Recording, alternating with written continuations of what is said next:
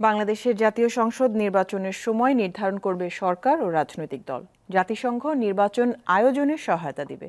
মঙ্গলবার নির্বাচন কমিশন ও পররাষ্ট্র সচিবের সাথে বৈঠকের পর কথা জানায় জাতিসংঘের পর্যালোচনা দল।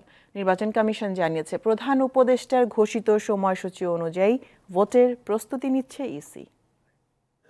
মঙ্গলবার ইউএনডিপির একটি প্রতিনিধি দল রাজধানীর আগারগাঁওয়ে নির্বাচন ভবনে ইসি সচিবালয়ের কর্মকর্তাদের সঙ্গে বৈঠক করে। বৈঠকে বাংলাদেশের জাতিসংঘের আবাসিক প্রতিনিধি গোয়েন লুইসের নেতৃত্বে প্রতিনিধি দলটি প্রধান নির্বাচন কমিশনার সহ অন্য নির্বাচন কমিশনারদের সঙ্গেও সাক্ষাৎ করেন। পরে সাংবাদিকদের জাতিসংঘের আবাসিক প্রতিনিধি জানান, নির্বাচনের প্রক্রিয়ায় কমিশনকে কারিগরি ও প্রযুক্তিগত সহায়তা দেবে ইউএনডিপি।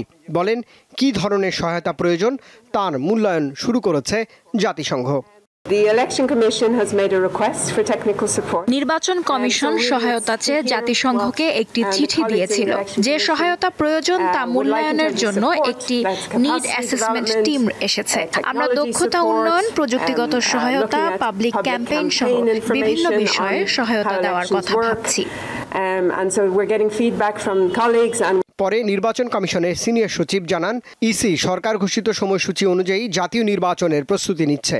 আমরা টেকনোলজিক্যাল সাপোর্ট, ক্যাপাসিটি ডেভেলপমেন্টের জন্য, আমাদের প্রশিক্ষণের জন্য এই ধরনের সহযোগিতা চেয়েছি। আমাদের প্রস্তুতিটা হচ্ছে, আমাদের যে প্রধান উপদেষ্টা মহোদয় যে উইন্ডোটা দিয়েছেন সেই উইন্ডো নিয়ে আমরা কাজ করছি।